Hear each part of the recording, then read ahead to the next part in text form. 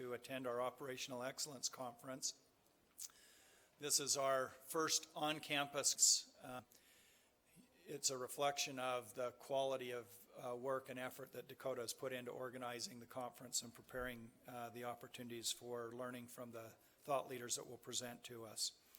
With that, I'd like to introduce Alan Stevens, professor in our Department of Economics and Finance, and he will introduce us to our first keynote speaker, Dr. Brian Atwater.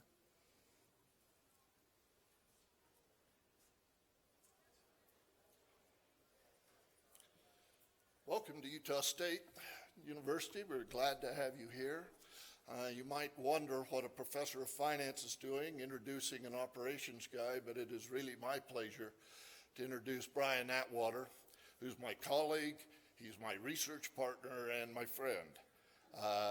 Brian really is excellent in getting you to think creatively. I can't say it now. Forget it. But he essentially forced me to do that. And I hope you can see in his presentation some of the things that he's brought to me. Years ago, he brought a book to me and said, you got to read this. It was what Dr. Fawson talked about, Peter Sinkay's The Fifth Discipline. Since then, he brings things, read this, read this, read this. And pretty soon, I was deeply involved in systems thinking, systems dynamics. He and I have written half a dozen papers together in that area. I have completely abandoned my discipline of finance. Don't write in there anymore. We don't need any more regression models in the world. And so we do stuff in systems thinking, which is related to the topic today.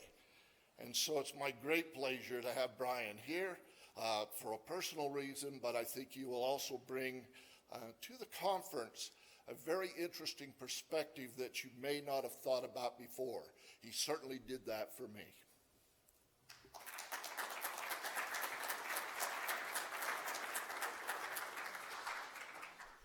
Okay, I can hear for myself that it's on, so thank you. My topic is probably peripheral to most of the topics you'll see over the next 2 days, but I got involved with creative thinking right out of my PhD program. I went to work at the University of Colorado, and one of my colleagues was writing a textbook on creative problem solving. And at the same time, this probably dates me a little bit, I was doing a lot of reading on Shingo and his methodologies, and I was struck by the similarity between what I was reading in Shingo's books and what my colleague was writing about in his creative problem-solving text. And so I think a lot of us, if we go back and look at the foundation of Lean, you'll see that creative problem-solving was really there at the very beginning, and Shingo was using many of those techniques, and I'll actually try to highlight that as we go forward. But since that time, I've been very fascinated by creativity, creative problem solving, creative solutions, because it generates such a diverse reaction. And I'm going to try to point that out here in the first part of my presentation. Oftentimes we see a creative solution and it kind of delights us a little bit, or it makes us kind of laugh. So here's an example of one I came across recently, a backpack with a hoodie built into it. It's not going to change your life, but it might keep you dry on a rainy day. It's the kind of thing your mother might give you because she's worried you're not dressing warm enough at college, right? Here's one of my favorites I came across. A red light, green light system to show in a parking lot whether a space was open. You know, I've had this experience myself several times where you rush to get to a spot in a very crowded parking lot only to find out it's a Mini Cooper parked between two SUVs. Kind of a frustrating thing, right? Here's another idea that I just thought, and I said, wow, why didn't we do this before, right? An extension cord built into the outlet. So all you have to do if you want to move it somewhere else, you just pop it out and pull it to wherever you want. I mean, other than companies that make extension cords, I think that's a great idea, right? And then this one kind of made me laugh. Here's a guy that, obviously is green. He wants to have a push lawnmower, but he doesn't want to go over the top. I mean, too much exercise, right? So he attached it to a Segway. So those are the kind of interesting ideas. Here's one, and I feel compelled to point out this is the only picture of the inside of a men's room in my entire presentation. And I promise, well, I feel pretty comfortable in betting that it's probably the last one you're going to see in any of the presentations while we're here in the next few days. But this is an example of, I think, a creative idea. They put little fly decals inside the urinals, and it greatly increased or improved the cleanliness of men's rooms, right? Now, I realize this is probably a little off key to what you'd be expecting to see, but I think two things here. First, every guy in the audience is sitting here going, yeah, I could see where that would probably work. And ladies, you might want to think about that. I mean, you want to keep your bathrooms a little cleaner. And the other thing I thought about was the fact that somebody's making money selling those things. I wish I had thought of that, right? All right, so here's the last one that I want to talk about that kind of illustrates creativity in what I consider kind of a novel way. This is a story that has a back story to it. Houston Airport was having complaints that it was taking too long for bags to arrive.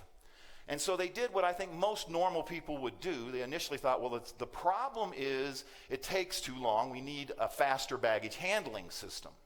And so they invested in more baggage handlers and so forth. And they did, in fact, reduce the time between when a plane arrived and when it got to baggage handling. But they still were getting lots of complaints. And then somebody realized, really, the problem isn't how long it takes us to get the bags to the carousels. It's how fast the passengers are getting to the carousels. It's unoccupied time that really is the problem here. And if we can figure out a way that they don't feel like they're standing around doing nothing for a long period of time, that might be the solution, and that's what they came up with. They made sure that arrival gates were as far away from the baggage claim as possible, and then they routed the bags to the farthest carousel possible, so it took people longer to walk, and guess what? Complaints disappeared because they were not standing around waiting for their bags. And that's at the heart of creativity where I want to talk today, is that the value in it comes from these solutions that not cost money, in fact, can save you lots of money. And really what we need to do is kind of take some time to spend more time thinking about creative insights. And that's kind of where I'm going. As a college professor, as Alan pointed out, what I see my job is to stimulate thinking, getting you to think about things in ways maybe you hadn't thought before, or a little more deeply into things that maybe you have thought about before. So these were all exact examples of creativity that essentially are pretty well accepted. But I want to point out another thing about creativity, and this is the other side of it that fascinates me. While we're delighted by the solutions that are truly different, often creative solutions get a lot of pushback. So for example, this is one I just came across about a year ago. There's an Arkansas high school football coach that never punts. Even if he's on his own 5-yard line, he'll use that fourth down rather than punting. And the first time I saw that, I thought, no way. That's stupid. Why would you not punt? And then I started reading more about it. I saw their specials about this guy. He does all kinds of things, by the way. He always onside kicks. He does very odd things. But it's all very well grounded in statistics. As you can see here with his justification for never punting is that, well, if you punt, 77% of the time, the other team's going to score anyway, because they're going to get the ball in such good field position, they're going to score anyway. If you don't punt, they only score 92% of the time, so you're only picking up 15%. Why not use that extra down? Why give away 25% of your opportunities, right? Now again, what I'm pointing out about this particular example is this is a good example where my initial reaction was, this guy's an idiot, right? No way would you do that. He's been doing it now. His record is phenomenal. I don't know what it is off the top of my head now, but his win-loss record is way high on wins and way low on losses. And I read recently that now NFL coaches are starting to talk to him and say, maybe there's something here. And that kind of illustrates what happens. Here's another example that's become much more accepted today. An Australian doctor who identified that many ulcers could be treated by antibiotics. When he first identified it, there was a lot of pushback. In fact, people tried to discredit him. They maligned him a lot in press and so forth. He was a quack. So much so that in order to actually prove it, he gave himself an ulcer and then cured himself with his antibiotics, and that's what got people to buy it. And now today, that's a fairly common treatment for some ulcers. and for some cancers. And here's one I had to go back in time for. This is a headline from an article that in 1983 that I was looking at, right? Just-in-time production, implications for logistics managers. There is evidence that although it was developed in Japan, just-in-time production systems can be adapted for United States. What do you think? You think that's possible? Think it might catch on someday? And here's my point. Again, a lot of times, things that we now take for granted, that we look at and we say, well, yeah, of course we do that. It started off as fairly controversial. I remember, again, dating myself a little bit, I guess, when this whole just-in-time, before it was even called lean, which is the common terminology to discuss it today, was pretty controversial stuff, operating with very little inventory. What idiot would do that, right? This whole idea of pull production? No way. So, again, what's interesting me about creativity and what I want to spend some time talking about today is just the whole process of how to be creative, but also to help you kind of make some adjustments, because there's this combination of delight with the ideas and pushback with anything that's kind of, wait a minute, where's this coming from? This doesn't seem like a good idea to me. All right. As Alan pointed out, I've spent probably the last at least 15, 16 years now working with various different ways of thinking about problems. I use this slide today mainly as my disclaimer here, this kind of the heads up. While I make presentations all the time on systems thinking and creative thinking. I work today with a consulting group that does leadership development, and we do a lot of training in these concepts. And unfortunately, I think it sometimes gives the impression that I am saying, critical thinking, analytical thinking, throw those out, they're bad. No, that's not what I'm saying at all, and I hope as my presentation progresses, it'll become very obvious that that's not what I'm saying.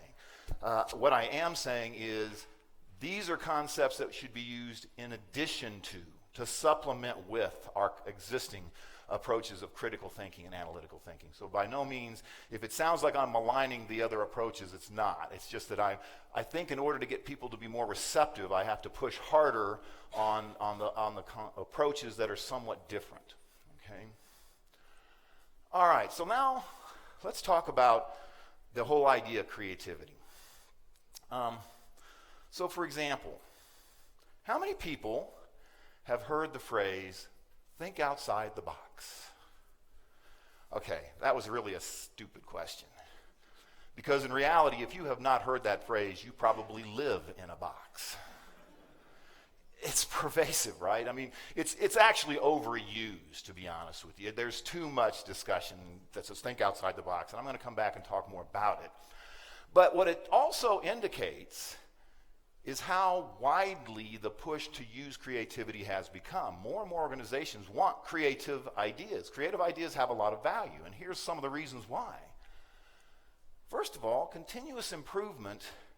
As you keep driving that continuous improvement, eventually you're going to hit the point where you're going to have to come up with something innovative to move forward. Several years ago, another person who was on the stage, a guy by the name of George Koenigsegger, who led many of the first successful implementations of lean production systems in the United States, pointed out what he would do with his companies is that he would have the teams run the same Kaizen event 5 and 6 times. And he said what would happen was exactly what you would expect in the first 3 or 4. The first one, you'd get a great idea. The second one, the return was a little bit less. The third one was even a little less.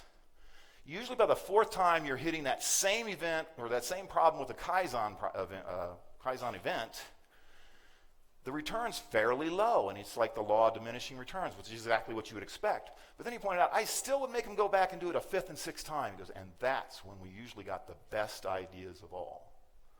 Because once they were pushed out of that comfort zone, once they were pushed to past all the obvious solutions, that's when they started coming up with breakthrough ideas that were often 10 times better than the initial solution.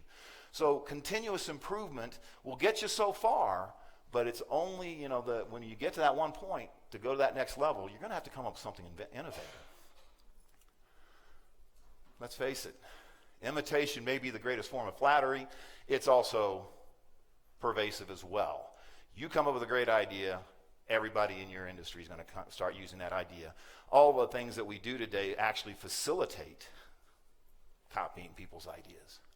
So a great idea, again, another paper I've read recently pointed out, it's not whether or not you innovate. It's the rate of innovation that's really important if you really want to be on top of your game. All right, here's one that I think it's a misperception. But both Six Sigma and Lean improvement paradigms are kind of focused on this idea of, well, Six Sigma drives this idea of variation reduction, right? Everything should be, you want to minimize the variation as much as possible. Lean, one of its basic foundational principles is standardization, making sure everybody doing the job does it the same way. Both of which are very important, but a lot of times people interpret that meaning, well, then we don't want free spirits thinking outside the box. We want them to do whatever everybody else is doing to minimize the variation and ensure everybody's standardized. But if, again, you go back and look, a great article by another gentleman that was on this stage a few years ago, by Stephen Spear, has a great article about the DNA of the Toyota production system. And he points out in that article that while Toyota standardizes everything, at the same time, they promote experimentation. And it's the standardization that allows them to try different things that get kind of innovative results. So, it's necessary to standardize, but it doesn't mean that you shouldn't try to be creative. It just has to be done in the proper way. Now, I can't honestly, I got those numbers off of a paper I read that said, what the relative return on investment for an R&D project versus a creative solution. I imagine there are based on some comparisons. To me, the numbers aren't the most important part. To me, it's the realization that they spent money. I'll use the Houston airport. In fact, I'll probably use it a couple times now. They spent money hiring baggage handlers, trying to come up with ways to solve this complaint problem. And then the ultimate solution that worked cost them very little, almost nothing. Right? And that's what typically happens. Shingo himself was a pretty big proponent of the fact that he used creative problem solving all the time. And his stance was, if you throw money at a problem, you're hurting yourself. The best solutions usually come at very low cost with a lot of thinking. And so while I can't verify that a creative idea actually has an ROI of 300%, I do know just from anecdotal evidence that most of the creative solutions I've come across and that I've actually been involved with came at very low cost and had huge value. So I do believe very strongly that the difference between spending money and getting a solution and creative thinking is wide, the gap between those two. And then the last one, creative ideas delight customers. How do you capture a customer? How do you ensure that customer is loyal to your business? There's an old it's a conceptual formula that says customers' perceptions are equal to equal to actual outcome minus expected outcome. Meaning that if actual outcome is greater than expected, they have a positive perception. Actual outcome less than expected, they have a negative perception. And actual outcome equal to expected outcome gets you 0. Meeting expectation doesn't capture customers. Exceeding expectation. Now you've heard that before, so there's nothing new here. But what I would also point to this presentation, if you're going to give the customer something they didn't expect, you're probably going to have to be creative about it. And that's, again, a pretty why I think in many cases we hear people say, think outside the box so much, and all this push to come up with creative solutions. I think they're very well captured in this list of things that cause us to think that maybe creative solutions are the way to go. But then there's the other side of this coin. More of my fascination. I guess I'm always fascinated with the yin and yang of things when things seem great and at the same time they're resisted. As I said, I work with an organization that does a lot of training with these concepts. We work predominantly with engineering firms and architectural firms and so forth. And even there, because you'd think architects are fairly creative people, there's not a lot of use of creative problem solving. We have to go in and train them and actually push in many cases to get them to try some of these ideas. So why is there so much resistance? If it's so great, if there are all these reasons people are pushing for it, right?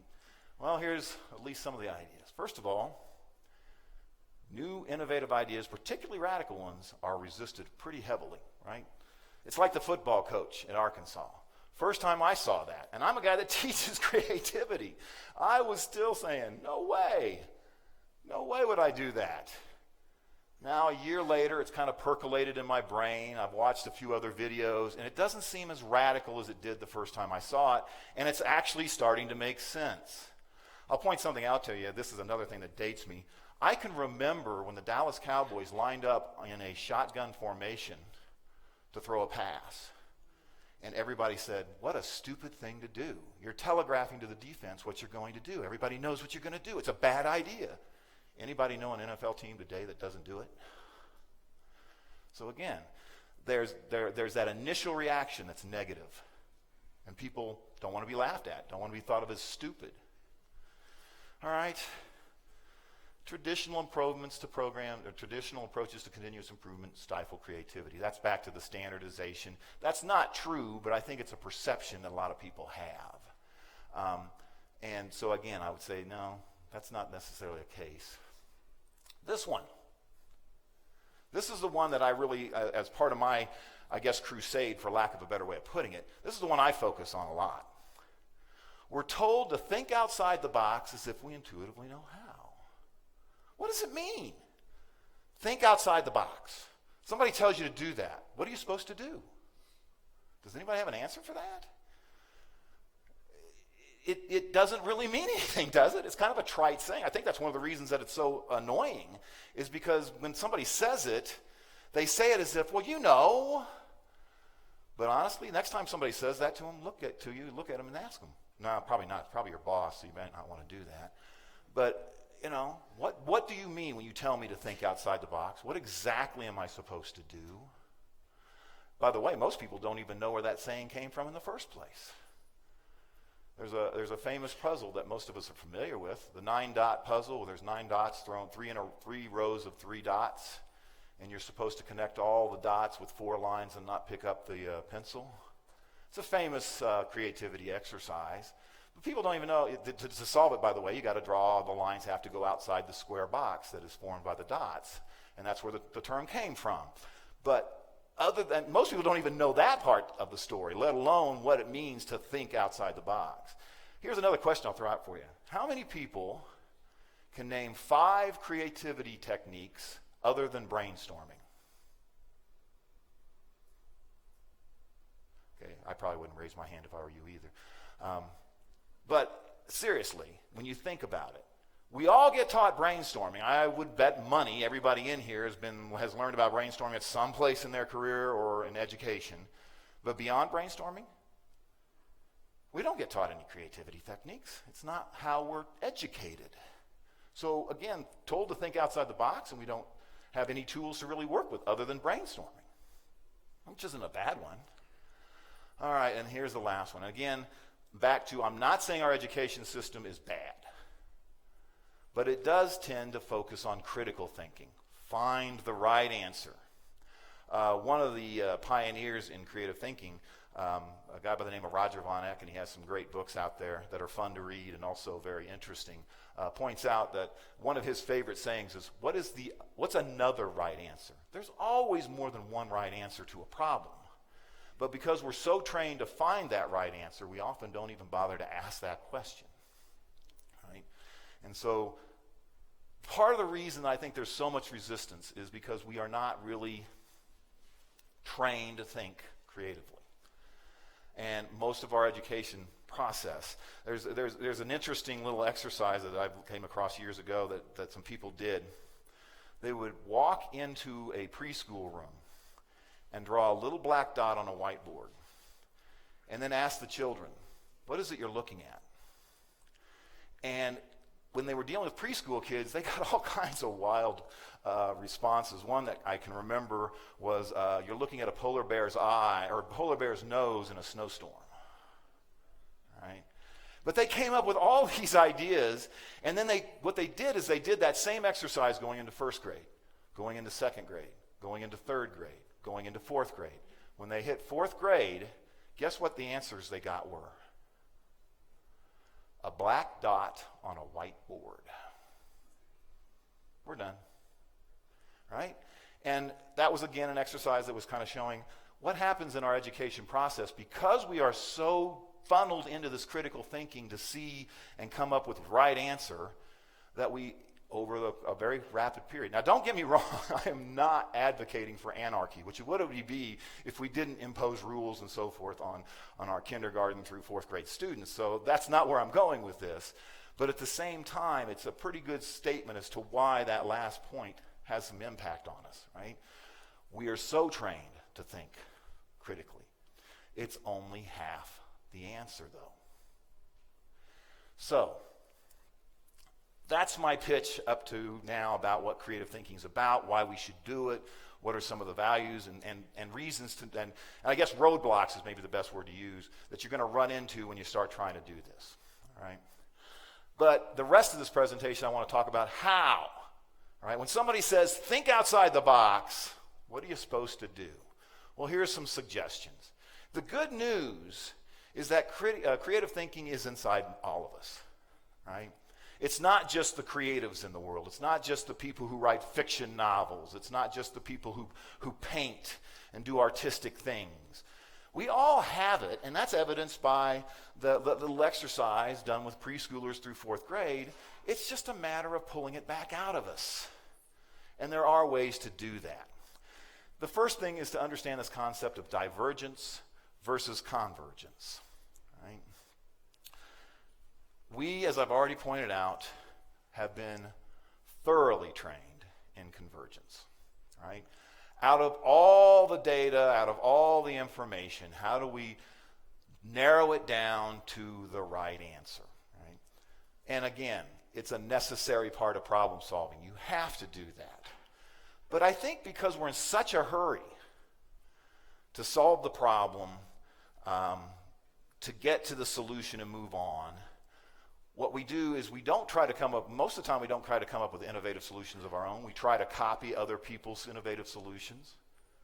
One of the things I maintain, while I am a very big fan of lean production techniques and I use them and teach them and train other people to use them as well, keep in mind what you're really doing is copying somebody else's ideas. I think the very best competitive advantages come from when you can come up with your own ideas that are unique and work best in your environment. Okay? Then we have the other side of the equations, divergence, right?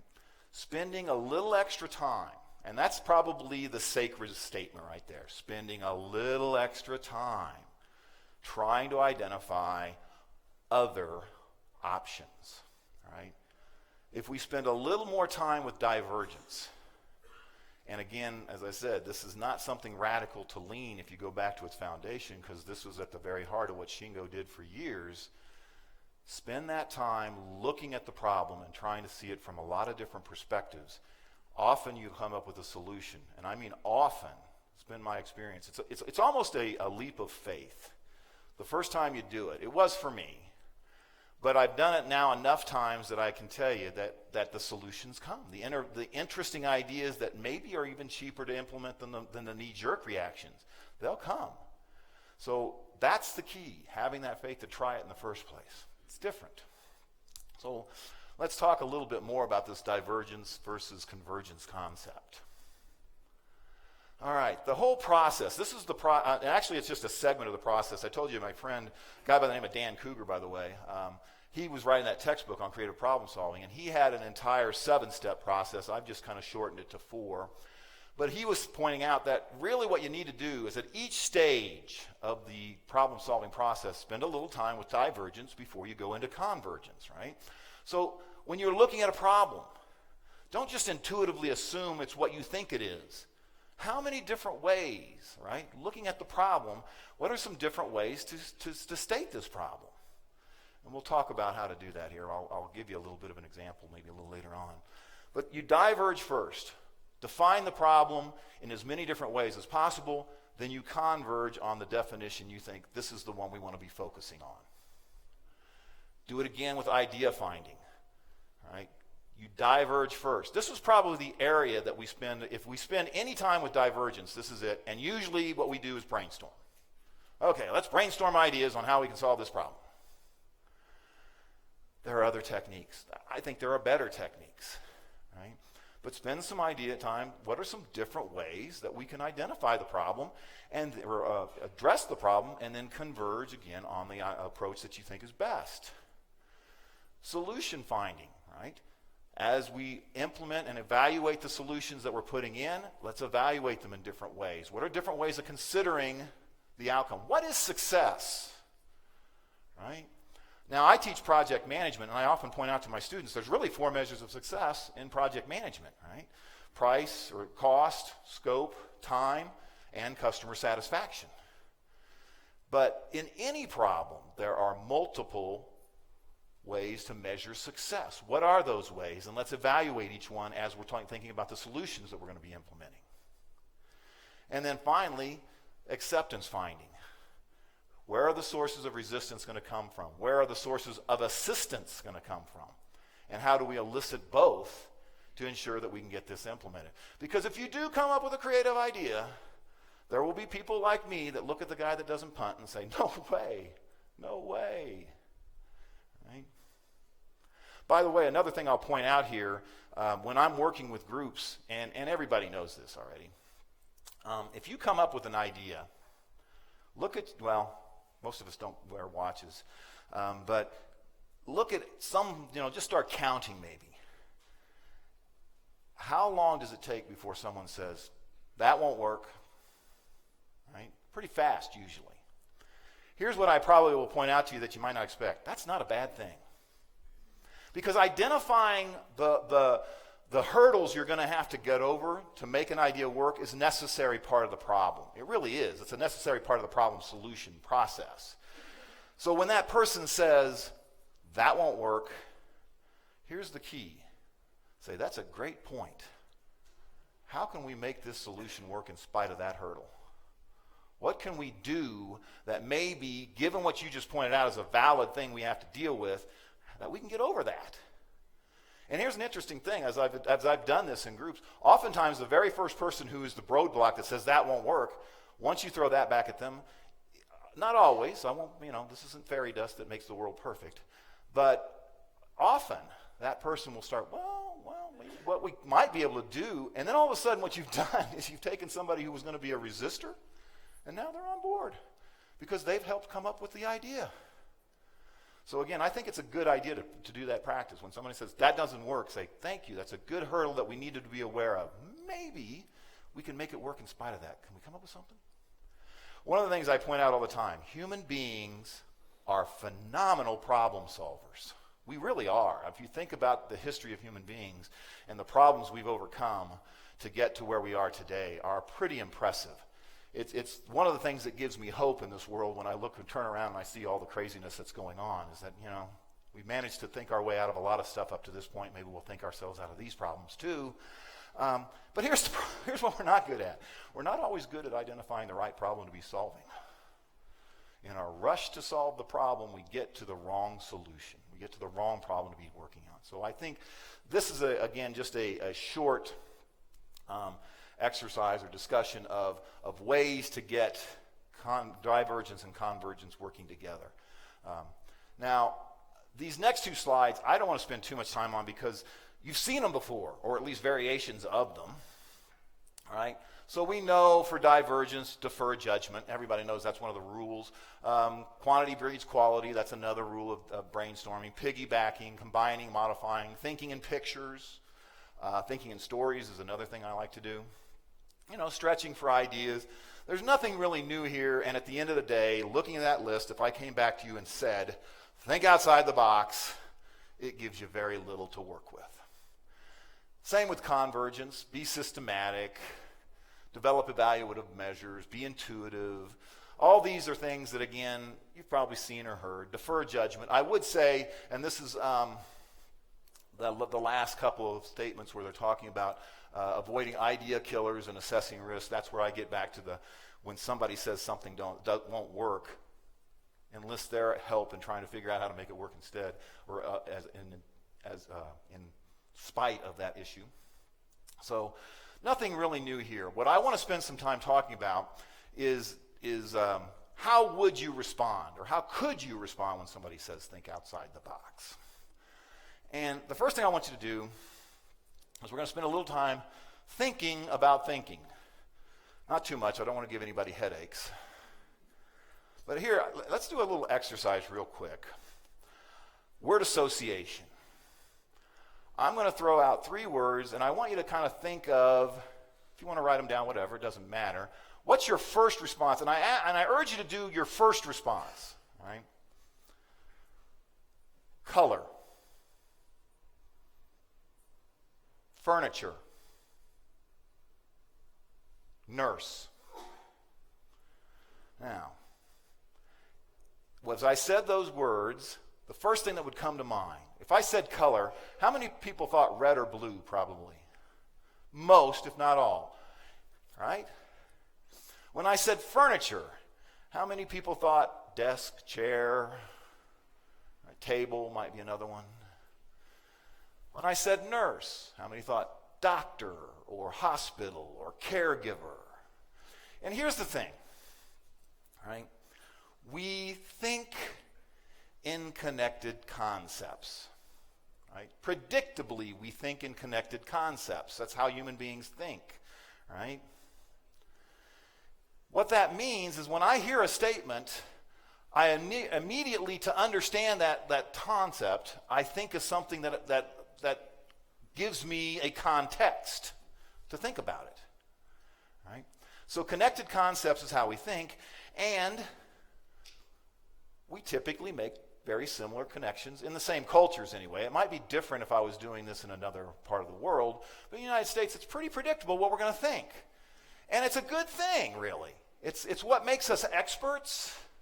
The more you know about a field, the more your connected concepts give you shortcuts to get to, oh, here's some things to be concerned about. Here's some things to think about that somebody that's new to the field wouldn't think about. So connected concepts are good. When people don't have the right connected concepts, right? Here, I'll give you an example. I say color and somebody says blood. I say furniture and somebody says electric chair. I say nurse and they say Ted Bundy. All right, I'm starting to scoot away from this person. There is something deeply wrong. So we expect the connections to be normal, and if they're not, that's kind of worrisome in and of themselves, is it not? So again, I'm not running down the idea. In fact, what I'm going to propose is that we use that process that the brain does, right? The brain thinks in connected concepts, right? But unfortunately, those connected concepts create mental ruts, literally, right? As they've done brain research and they do these kind of word associations, they see, the research scientists in this field call them neural networks, right? The brain will make the same connections over and over and over again, and that's why we do think red or blue for the most part. If you didn't think of red or blue, there's usually an explanation, again, through connected concepts. Maybe you just painted a room orange and you're thinking about that room, and that's the connection you made. So that's why you thought of something other than red or blue.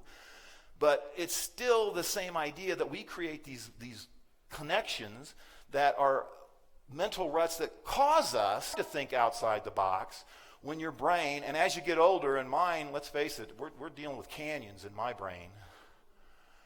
It's hard not to make those same connections. It's hard not to come up with the same ideas over and over again, right?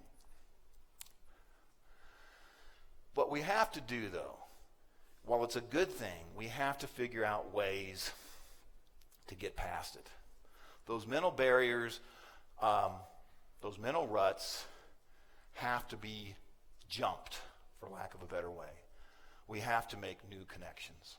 How do we do that? And that's where I'm going next. There's a concept, I first came across it probably in the early 2000s, I guess, 2001, 2002. Idea called directed creativity. And it's based on the same principles that, just like we teach people to think critically, there are techniques. We teach people to think analytically. There are tools and techniques. Creativity is the same thing. We can spur creativity through specific actions. And this particular approach that I use myself and I'm comfortable with is comprised of 3 steps. First, attention. Study in detail the issue you're dealing with. We all too often just assume we know it, right? Especially if we're experts. By the way, this is one of the hardest things for someone who's an expert in a field to do, because we do very easily recognize the problem. Oh, I've seen this 100 times. I know exactly what you do. And there's some value in that, but there's also value in saying, you know what, maybe we should stop and look at this a little more deeply, right? Then there's something called escape.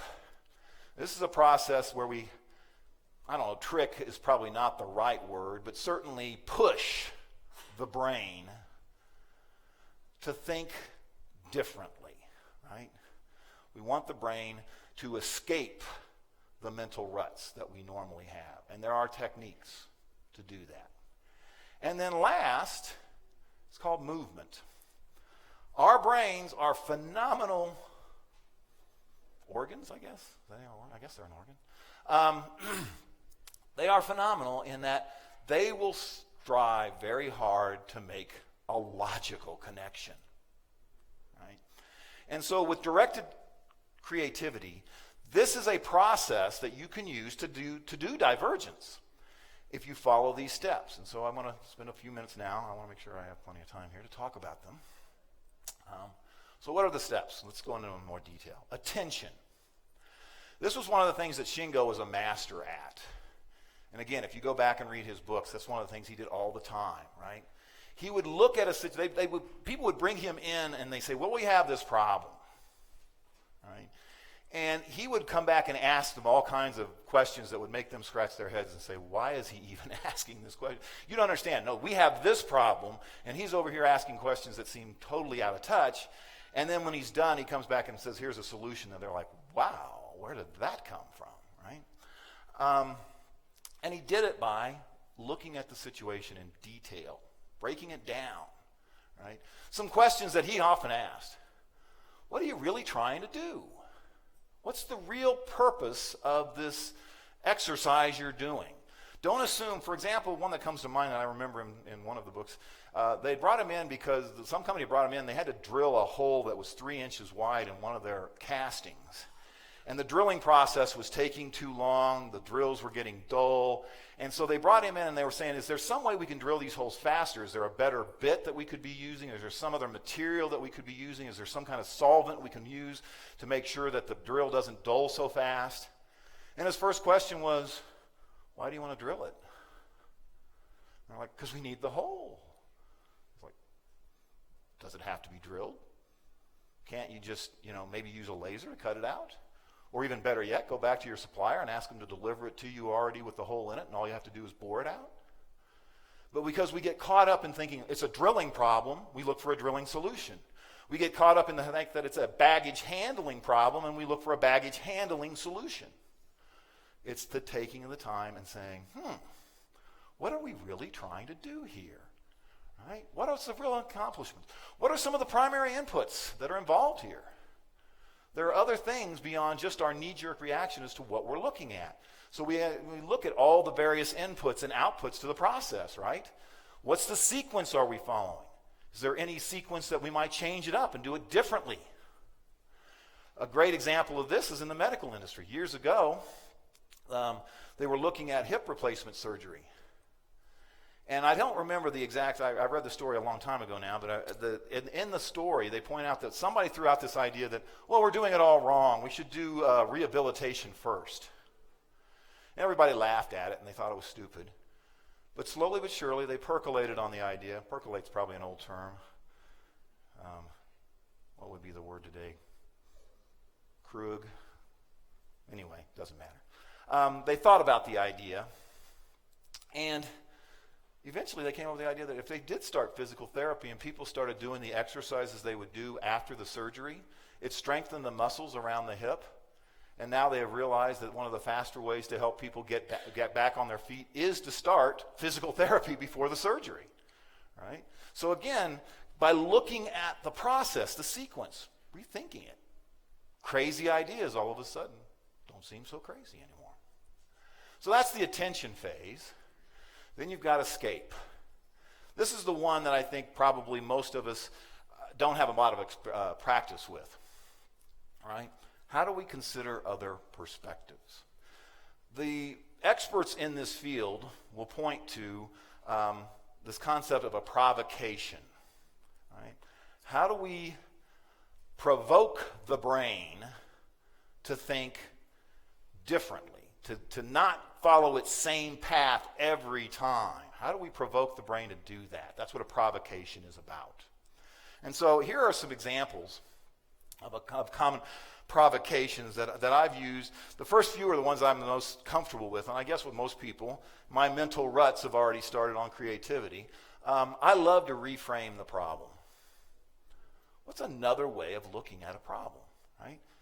Instead of a baggage handling problem, maybe it's a people waiting problem. Instead of a drilling problem, it's a supplier problem. So by reframing the problem and looking at it from a different perspective, oftentimes, the solutions you get. Now, here's where I guess when I first started getting comfortable using it, I was doing some education programs, and we were working inside of organizations. And the first group I would work with at this one organization were the engineers. And I'd give them a case to solve. And guess what?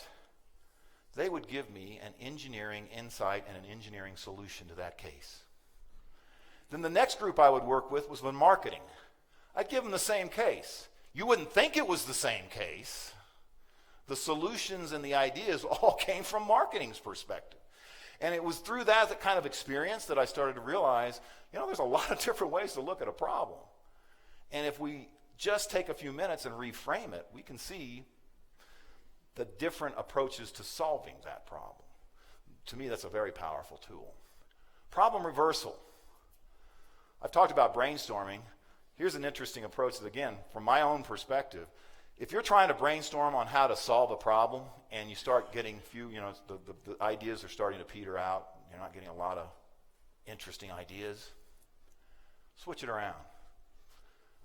How could we make this problem worse if we wanted to? The interesting thing to me is that is usually when ideas start boom, boom, oh yeah, if you want to make it worse, we could do this, we could do this, we could do this. And people have no problem figuring out how to make things worse. I don't know why that is, but it's an interesting kind of observation on my part. But then you take those ideas of how to make it worse, flip it over. All right, if one way to make it worse is people coming in late, how do we ensure people get here on time? So again, change it around. Impose constraints. That again was one of the Shingo's ideas was, limit how much money you'll allow them to spend on the solution. Constraints actually stimulate creativity. Here again, one of my favorite stories involved here. Dr. Seuss wrote The Cat in the Hat on a bet. His publisher bet him that he could not write an entire book using 50 different words or less. So he sat down and wrote The Cat in the Hat. And it became his trademark style from that point on, and he's a known and loved author because of that. Imposing constraints. We often think, well, if I'm constraining them, they can't be creative. No, constraints often are the key to forcing that provocation. What if you can't do something? I'll show you an example in a minute here. Manipulative verbs. This is another one of Shingo's favorites. As you might guess, one of his really favorites out of the manipulative verbs would be, what if we eliminated this particular activity? Right? What if we eliminated moving the material around? What if we eliminated this step in the process? He loved to use that as a provocation to make people think. But again, what if we made it bigger? What if we made it smaller? Non-competitive benchmarking. Benchmarking in general is a good idea. Going outside of your context and looking how somebody in a different industry does what you're trying to do, you're going to get ideas you hadn't thought of. I guarantee it. And so, go look at other people's solutions. Again, the famous one that I think has been around for years was when Xerox decided to benchmark LL Bean in their distribution processes. They got a lot of new ideas when they first did that. Here's another one that's fun to do. Wildest idea. That's how they came up with the idea of doing the the physical therapy before they did the surgery. Somebody proposed it as a wild idea. I've used this a few times where you get somebody to think about it in some kind of crazy context. For example, and again, these will probably date me a little bit, but I've asked people to think, what would Kramer from Seinfeld do with this problem? Guarantee you, if you start thinking like Kramer, you're not going to come up with a normal solution, right? So you can use that as a kind of a way to stimulate ideas. And then last but not least, attribute association, breaking it down. This one's a little more serious. The idea that you look at the various attributes of the problem, and you basically say, we're trying to speed things up, we're dealing with people, we're dealing with whatever, and you look at the various attributes inside the problem itself, and then you say, okay, what can we do with those? So these provocations, like I said, the ones I use the most are probably the first four, and they are very valuable in stimulating that divergence. Okay? All right, so the last step is movement. The brain naturally wants to make connections. It's what we do. We're uncomfortable when things don't connect. And so our brain will make the connection for you. It will do it if you let it. And there have been, again, studies that have shown this. You can pick two random words out of a dictionary and put them out there and then say, how are these terms related? And believe me, your brain will start thinking of them. Right? I did this once with a group of students in a class I was teaching, and the two words that came out were rocket and frog. I thought, well, this ought to be interesting. I wonder what they're going to come up with here. And the first one was, well, they both leap into the air. Okay, that makes sense. They both use launch pads, lily pad, launch pad. And then the last one I thought was really funny. They both kill a lot of flies.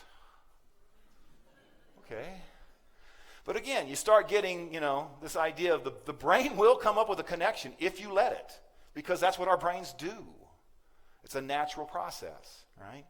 So if we ever have an illogical, and that's why things like the wildest idea does work. The brain will figure out a way to connect those and come up with a solution. Okay. I don't know that I'm running out of time. I do want to get this one, so let me talk about this real quick. This is a scenario that I've talked about in other presentations where you've got a company that's launching a new product, organic yogurt, and to promote it, what they decided they wanted to do was some kind of really wild packaging. And they went out of their way and they found a supplier in overseas that would provide them with an innovative package at a low cost. But almost from the minute that they got that supplier, they started having problems. Right? For one thing, the actual landed cost when they were bringing the product on shore cost a little more than the original quote, and they hadn't anticipated some of the expenses they ran into. And then the supplier started being a little bit unreliable. And so they naturally go back and say, okay, let's find another supplier. So here's the question for you. How else can we look at this problem? Yeah, it's a supplier problem, sure. But what else is it? What else are they trying to do here? Could we look at this as a distribution problem? I think we could. They're trying to capture the customer, right? And they're trying to get the people to think, or they're trying to get the people to see their product. So yeah, they could come up with a different way to distribute it. They could use it it could be a marketing or promotion problem. What if we came up with a different way to promote it? Now, let me piggyback. What if I threw the constraint? You can use no packaging. We'll sell yogurt by the handful. Come get a handful of yogurt. All right. That probably would catch the idea, the customer's attention, probably wouldn't go very far. But if we started thinking about it, what could we do if we didn't have, what if I put the constraint, you can't use packaging at all? What if we went into stores in bulk and we had a dispenser and people had to bring their own packages? Would that be different? Would that catch the eye of the consumer because they hadn't seen it before? Probably. Would it do all the things? Now, I'm not saying there wouldn't be other problems, but here's again, and I'm just trying to make the point using this, and I'm running out of time. In fact, I've probably gone over, and I'm sorry. I'm going to try and wrap up quickly. But when you take a few minutes and you start asking yourself, reframe the problem. Is it a distribution problem? Is it a marketing problem? Is it a supplier problem? Is it a production problem? Whatever it is, start looking at it from different perspectives. You're going to get different solutions because how you frame it. All right, some last things, and then I'm going to, if I have time, I'll answer any questions you might have. First of all, think about your own mental ruts. What are your normal connections? Be aware of them. Take a few minutes to think about those from time to time. The more you know yourself, the better. Right? Take that extra time to question the environment. What am I looking at? What am I really trying to accomplish? Are there other ways to get there than the way I'm just naturally assuming is the best?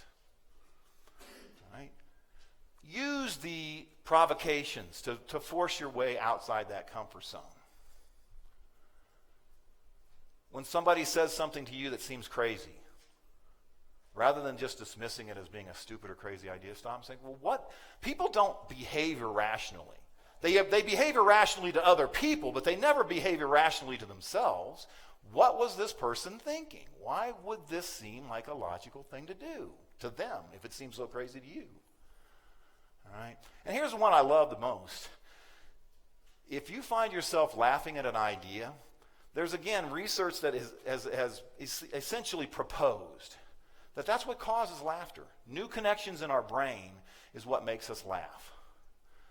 And that's why jokes, a lot of humor, the joke starts off one direction and then the punchline pulls you in another direction, and that's what makes us laugh because we were all thinking this way, and then all of a sudden the punchline said something different, and it's that connection that makes us laugh. Well, the same thing is true with creativity. That if you're laughing at an idea, if you're looking at Kramer's solution saying that's crazy, maybe you want to take a minute and let your brain's natural ability of movement make the connection that maybe the initial idea is crazy, but some offshoot of it might be the best idea you ever came up with. All right, I have one last slide, I believe. We all, just to stimulate, to prove that we all are familiar with provocations and creative problem solving, I'm going to defer to one of the greats of all time, Calvin. He's a genius. And I love this slide because this is something I think we can all relate to. Do you have an idea for your project yet? No, I'm waiting for inspiration. You can't just turn creativity like a faucet. You have to be in the mood. What mood's that? Last minute panic. I think we've all been very creative in that particular. I don't know that I advocate that particular provocation, but it is one that I think we're all familiar with. So again, I'll be glad to, if you have any questions, I'll try to answer them, and if not, thanks for letting me speak to you, and thanks for coming to my presentation.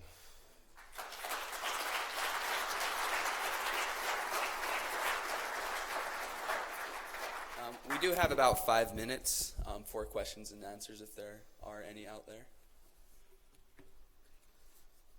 Such a wonderful job. There are no questions. Yeah, awesome. Perfect presentation. Yeah. Well, thank you, Brian. I just want to, on behalf of Utah State and Partners in Business, just want to give you this small gift of our appreciation. Thank you very much. And we will break out now. We will. We have a 10-minute break. We have a little break, and the next speech will be in this same room at 9:10 by Randy Stumpf, the COO of Blend Tech. So go grab a drink. Be back here in 10 minutes.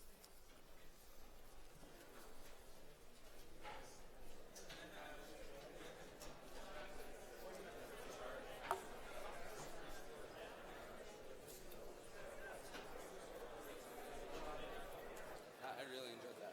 Thank you. And which thumb drive is yours? Mine is just the thumb drive right here, so all you do is pull that out and we're done. It's actually saved to the hard drive too. If you want to take it off there, you can. It's up to you. Doesn't matter to me. I know the next speaker is Randy. Is this thing? He was. He was looking for one of these. I don't know if he got one. It looks like he did. So. I don't know which one is yours. You go to the desktop. Great job, Brian. Thank you. I'm looking forward to seeing yours. I could have used your help. I used a few years ago. Oh, yeah? Yeah, so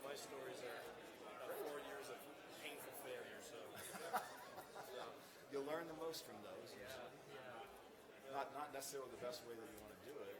Exactly. Well, here I assume you're going to want to use that. Yeah, I can't figure out which. Yeah, I don't know if I need it. I'm going to take that with me just to get out of your way, and I think I'll make sure my stuff's out of your way.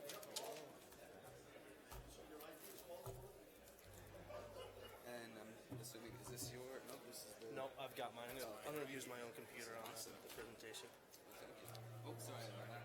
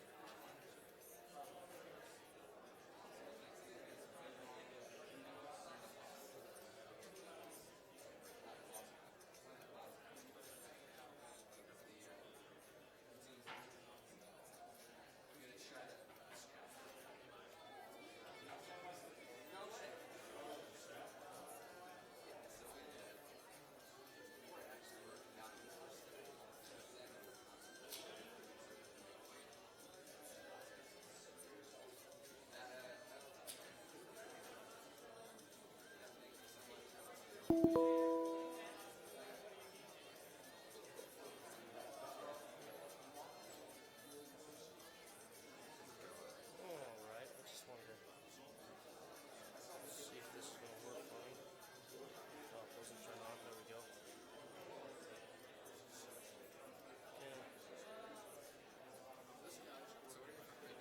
What was that? I was actually born in Payson, Utah, and we moved to San Diego when I was a child, and my parents, so my father could go to law school, and then my parents separated, and I moved back to my mom, and I've been in Utah ever since. I live down in Lehigh now. Yeah, so for all the more, yeah, so I've seen their giant blender. door. Yeah, I'm super proud of that. We have kind of an eccentric